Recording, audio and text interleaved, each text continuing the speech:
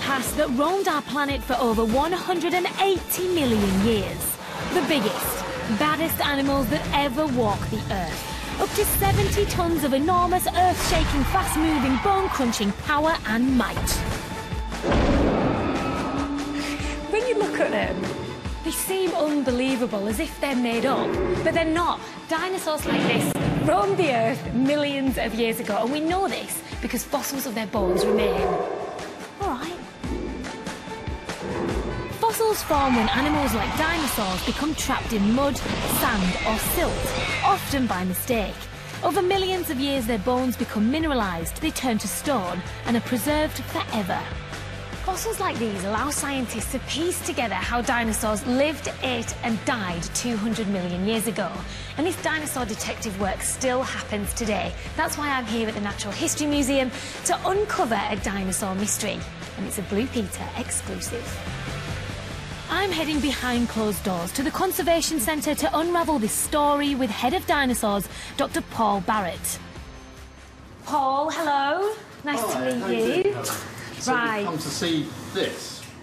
So, are these real dinosaur bones? So these are real dinosaur bones. These are both thigh bones. So this bone here and the top of your leg of one single dinosaur skeleton. So how old are these? So these are about 160 million years old. How have they ended up here? They ended up here because the museum sent an expedition to a country called Niger, which is in North Africa, in 1987. And they went out specifically to look for dinosaur fossils. And they brought back lots and lots of material from that trip.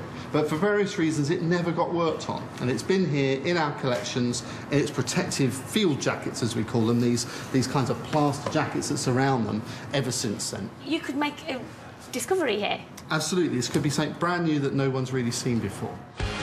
So to find out more, we need to unwrap this fossil from its protective casing, so Paul and his team can begin to work out what sort of dinosaur it was. That is unbelievable. It's crazy to think that once upon a time, this bone was in the leg of a dinosaur roaming the Earth. Yeah, it is an extraordinary thing, isn't it? This must fit into a massive dinosaur. This is an animal whose backside is about 3 metres off of ground level. Let's go and have a look at one. Sure, we've got some big ones upstairs. This museum is full of reconstructions of whole dinosaur skeletons. Here's a Diplodocus, a four-legged dinosaur similar to the one that Paul and his team are researching, known affectionately as Dippy. This life-size graphic shows how huge our dino may have been.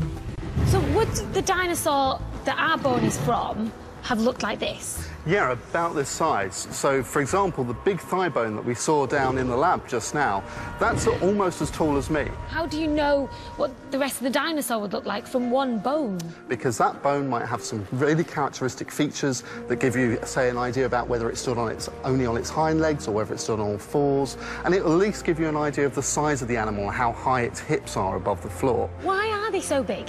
That's a really good question. No one's really sure. But one of the main reasons is probably because they ate lots and lots of plants. They're vegetarians. And to eat plants, you actually need a really big stomach. And that big stomach, you need to froth up all that plant food.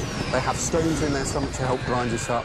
And that means that because you need a big stomach to live only on plant food, your whole body has to get bigger. And that also gives you an advantage. It stops you having other big dinosaurs eat you. There are all sorts of good reasons to be big. But if you eat a lot of plants and you've got a stomach that big, did it really smell? Did it have a lot of wind? It may well have had quite a lot of wind. So cows today that eat only grass actually have quite a lot of wind. So dinosaurs that are much bigger, probably the same. It stank! Absolutely. So you wouldn't have wanted to be anywhere near a herd of these guys. So there's a genuine chance that downstairs in this building you could have something which is completely new and potentially changes the way you think about Dippy and his relatives. No, absolutely. It could be a brand new species that no one's ever seen before and could tell us quite a lot about the evolution of these dinosaurs, particularly in that part of the world where we don't know very much about them at all. So watch this space. Absolutely. It could take over a year or longer before the museum knows exactly what dinosaur species they've discovered. I am so lucky. I actually got to hold a dinosaur bone that is 160 million years old. I definitely love dinosaurs more today than I did yesterday. I kind of think it would be cool if they were still around. Maybe not. Maybe not only because of the smell. I wouldn't mind the raw. Anyway, thank you very much.